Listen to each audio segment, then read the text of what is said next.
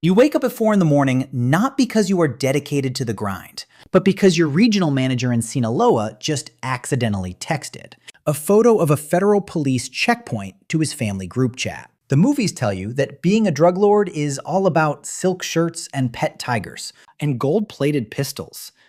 In reality, your life is just middle management with a much higher chance of sudden explosions. You are essentially the CEO of a Fortune 500 company, except your human resources department doesn't offer dental, and your legal team consists of 3 guys who haven't slept since the Obama administration.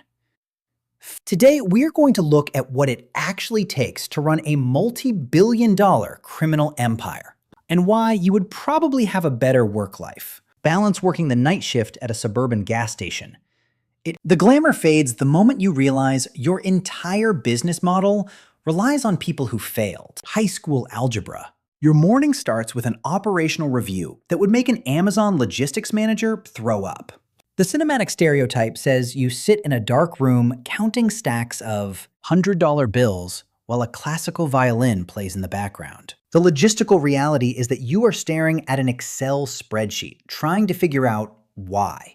30 tons of chemicals are currently stuck at a port in Michoacan because someone forgot to bribe the assistant harbor master. You have to manage inventory, negotiate territorial disputes, and handle employee performance reviews where a bad rating results in someone moving to a different country under an assumed name. Your entry-level employees are 18-year-olds whose primary qualification is that they own a dirt bike and aren't afraid of helicopters. They don't care about corporate synergy or brand alignment. They care about getting paid on Friday so they can buy a shiny belt buckle and post a video of your secure warehouse on TikTok. You spend half your day screaming into an encrypted satellite phone, trying to explain that uploading a geotagged selfie with the company supply truck is a direct violation of the corporate handbook. It turns out that enforcing operational security among teenagers who want to be lifestyle influencers is scientifically impossible. But keeping your staff off social media is a minor inconvenience compared to the nightmare of actual global shipping. When Amazon wants to move a product, they hire a freight company, pay some taxes, and track the box with a nice little app. When you want to move a product, you have to build a custom submarine in the middle of a dense jungle using parts you bought off a sketchy website. These semi-submersible vessels cost about $2 million, an engineering masterpiece. They are made of fiberglass, sit entirely underwater except for a tiny exhaust pipe, and have the internal comfort of a hot, wet coffin. You cram 4 guys into a space the size of a minivan, give them a bucket, some crackers, a compass from the 1950s, and tell them to drive to San Diego. The vessel is designed for exactly 1 trip. Once they get close to the American coastline, the crew unloads the cargo into smaller boats, pulls a lever to flood the engine room, and sinks a $2 million asset straight to the bottom of the ocean.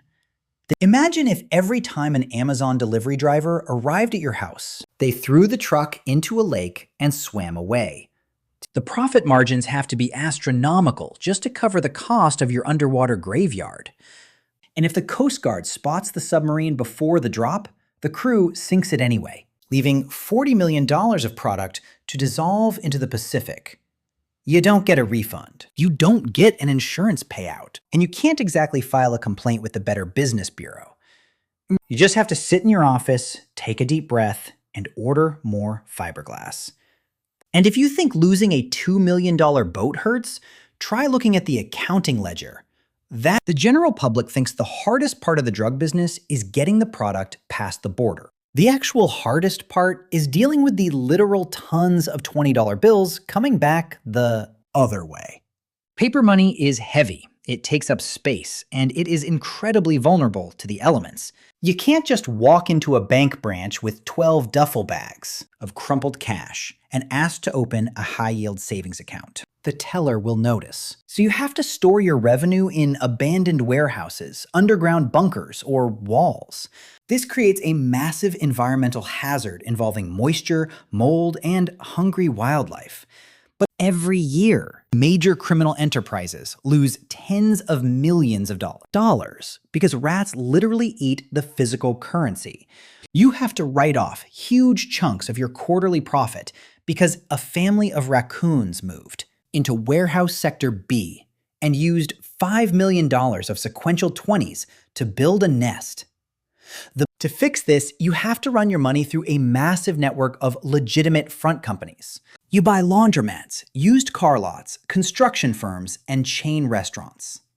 Suddenly, you aren't just a terrifying crime lord. You are also the proud owner of 14 struggling taco stands and a dry cleaning business that magically processes 40,000 shirts a day.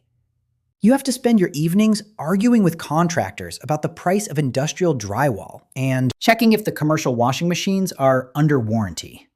And the stress of the laundering process is so intense that you occasionally miss the simple days when you were just worrying about the police. Of course, you can't just sell one product anymore. A good boss knows how to diversify the corporate portfolio.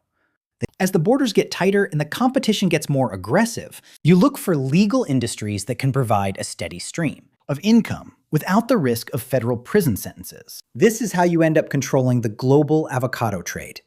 In regions like Michoacan, avocados are known as green gold because the global demand is relentless and the profit margins are beautiful. So your organization steps in to manage the supply chain. You don't change your corporate strategy, you just apply it to fruit. You extort local orchards, hijack delivery trucks, and take over packing plants. If a farmer wants to harvest his crops without his tractors mysteriously catching fire, he has to pay your organization a transit fee per kilogram. So you find yourself sitting in a high-level meeting, surrounded by heavily armed bodyguards, screaming into a telephone about fruit ripeness, supermarket supply lines, and the seasonal tariff rates of the European Union.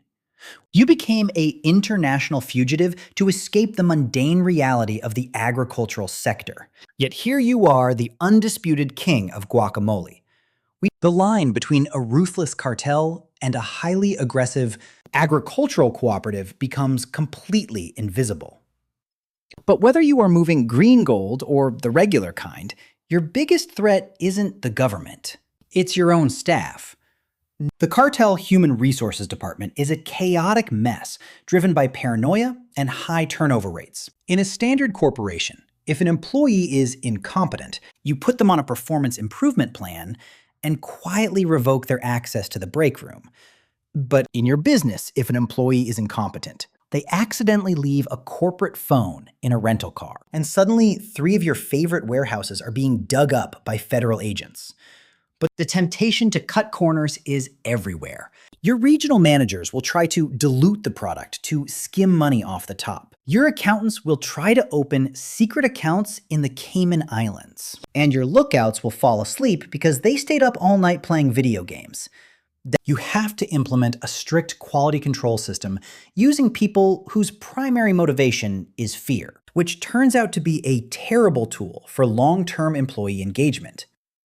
The internal politics are exhausting. Every time a middle manager gets a little too popular with the local street crews, you have to decide whether to give him a promotion or quietly transfer him to a very dangerous territory where the rival cartel is currently active. You spend 70% of your working hours dealing with petty workplace drama, ego clashes, and rumors about who said what in the safe house kitchen. It is exactly like working in a toxic corporate office, except everyone is carrying a semi-automatic weapon. And nobody uses the human resources anonymous tip line, which brings us to the ultimate problem with the corner office. There is no such thing as retirement. In the legitimate world, you put 30 years into the company, collect your pension, get a nice gold watch, and spend your remaining days playing golf in Florida. In your line of work, the exit strategy options are incredibly limited. You have 2 realistic career paths at the end of your tenure. Option 1 is extradition to a maximum security federal prison in the United States, where you will spend 23 hours a day in a concrete box listening to the faint sound of your own regrets. Option 2 is very sudden. Very violent corporate restructuring initiated by your 26-year-old nephew who thinks you've lost your edge. You can't sell your shares. You can't hand the reins to a professional CEO from Harvard Business School. And you certainly can't sign a non-compete clause and go work for the competition. The moment you try to step down, you become a liability to everyone who ever worked for you. So you keep going drinking burnt coffee at 5 in the morning, looking at spreadsheets of avocado shipments, and hoping the rats don't find the money wall before the weekend. So what about you? Do you think you have the corporate stamina to manage a fleet of jungle submarines? Or are you happy just filling out spreadsheets in your quiet little cubicle? Let me know down there.